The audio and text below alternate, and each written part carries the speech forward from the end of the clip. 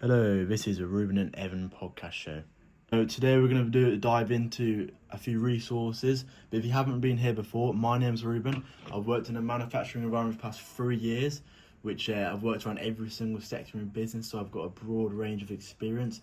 And I've just started this business enterprise development course as I want to look into starting my own business. I'll pass it over to Evan. Hi guys, I'm Evan, and we are talking about business enterprise topics. I'm going to be talking about The Lean Startup by Eric Ries.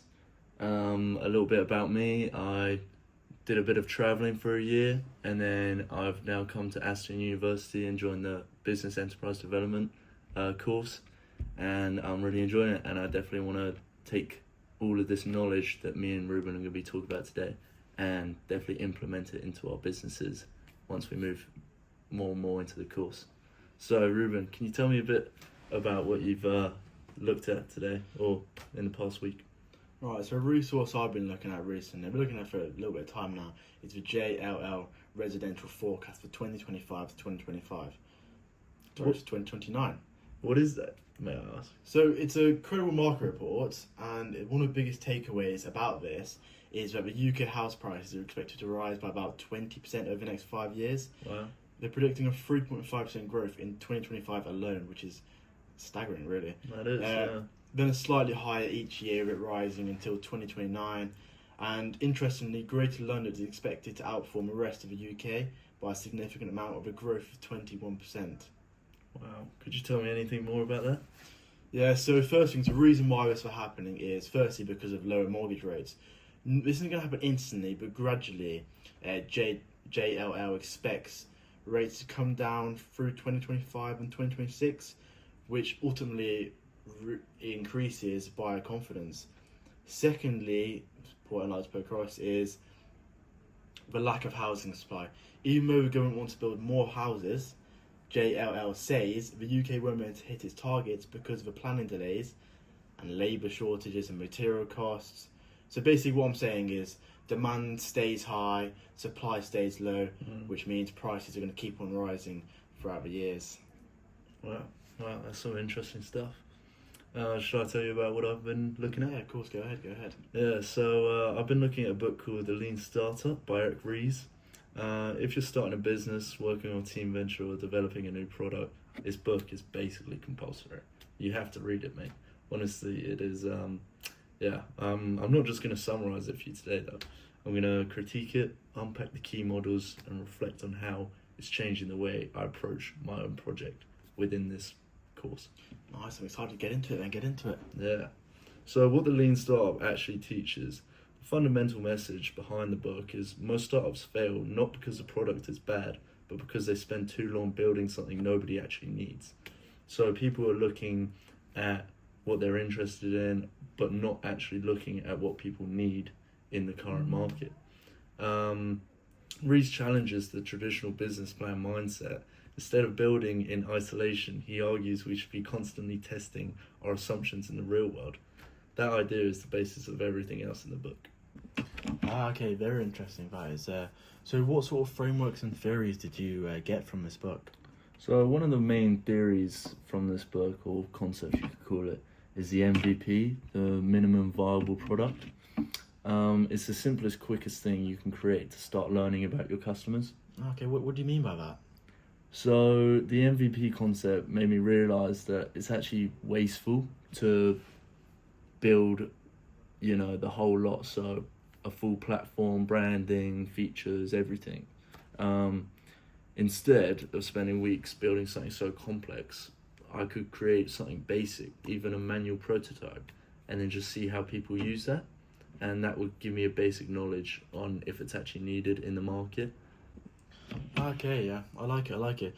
So you give me a lot of positives here. Any chance you give me any negatives about what you found from this resource? Yeah, so I think some people misuse the MVP idea and they hear the word minimum and sort of interpret it as sort of low effort. But a good MVP actually takes thought. You have to identify the core assumption you want to test. It's strategic, not lazy, Reuben. So the MVP framework has definitely reshaped my approach to my business and how I'm going to go about testing my new products with customers, and not building multiple complex infrastructures in my business or product.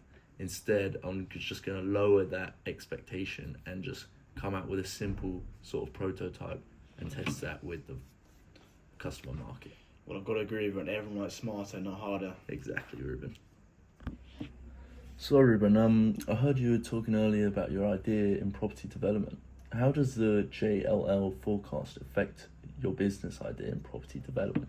So you'd be surprised, but it actually strengthens it, because if the prices are expected to grow steadily for the next 5 years, it means any development I start now with my idea, we could finish with a stronger market. Also, I mean, if I buy a house at this price now, let's say for example 100k, in 5 years' time with interest rates and inflation, it could be worth 200k, which means my investment 100k is from 100k to 200k. Sorry, so it's very advantageous for me if, let's say, I don't have the capital yet, but if I had the capital, if I put money in a bank and got the interest rates on it, my money goes up with interest rates, but it also, inflation cuts it down.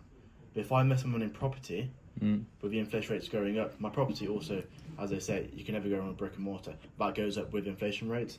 So, for example, if I do a small refurb, JL's forecast suggests that property can naturally appreciate by the time we take it to market, so ultimately increasing my margins. JLL also highlights first-time buyers will drive early demand, especially in affordable areas such as Birmingham, where we're in now, where they're building affordable homes. That makes sense, Reuben. So the forecast doesn't just tell us where prices are going, it actually sort of shapes the kind of developments we should focus on. Yeah, exactly. So what JLL expects is for rental prices to rise about 17% by 2029, which means a stronger option could be building a buy to rent. So as inflation goes up, your house price goes up, plus also you get a rent on it, so you benefit from both sides of the story. Yeah. Overall, I'd say that there's confidence and there's a long up reward, but it also warns about the challenges like planning delays and construction costs, because as I mentioned before, if inflation rates are going up, it's also going to result in construction costs going up, which means ultimately it's going to be more expensive to build a house. Okay, I just want to bounce a question back to you. There's a lot of our listeners are Aston students who live on campus and obviously go to university. Yeah. What framework and models could you link this to? Yeah, so one key model in the book is the build, measure, learn loop. So basically how it works is the build is create something small and testable. Measure is collect data, how did people respond, what worked, what didn't, and then learn, decide whether to improve, adjust, or pivot. What I like about this model is that it acknowledges sort of reality instead of guessing what customers may like. The faster you move through this loop, the faster the idea evolves and becomes something real. I'm now focusing on fast experiments in my business, things like customer interviews, landing page tests, or sort of small service trials. I like it. I'm going to ask you the same question I asked you earlier on. Yeah, sure. About, have you got any critics about this, or? Yeah, so sort of sometimes the build, measure, learn cycle can be interpreted too literally. Not everything can be built and tested instantly, especially ideas requiring technical development or maybe sometimes regulation like food or anything by the law really. But the core sort of philosophy is rapid feedback and is still universally useful from all the customers you're testing the product on. I get what you mean on the critics of the regulation and laws. Yeah, Sometimes it's not as simple as it just going straight through. It takes time. Exactly. Yeah, you can't just boom, get a quick fix or a quick test in front of people's eyes. You got to sort of think about it just a bit. Yeah, I like it. But so Reuben, is there any models or frameworks you could tell me about in your property development Yeah, so resource? I'd like to mention a business model canvas. Mm. I thought it was connects quite nicely with interest in property. Mm. And it breaks down into 9 sections, but the 3 that really stood out to me in this project were value proposition, so what unique value are we offering as a business, customer segments, who are we building for, Okay. so like looking at what our customer base is, what our target market is, Mm. and key activities and partners, what must we do and who must we work with. So that's working with investors, contractors, making sure we just keep those key relationships between them. Yeah, cool. Okay, so Reuben, could you talk me through the value proposition first? Yeah, of course. So, given JLL's forecast of housing shortages, our value propositions could focus on affordability, energy efficient startups home. As I'd like to mention, by 2041, Yeah. the government of West Midlands local authorities, or governments, so you say, Yeah. are planning to be net zero by then. Oh, really? So energy efficient startup homes would be a perfect target market going into the future. So in essence, what I'm saying is first time buyers could be driving demand, especially in the early years when rates begin to fall off. Okay. So instead of luxury home developments, what I think as a good business model would be going forward is to offer high quality but affordable and accessible homes. Hello.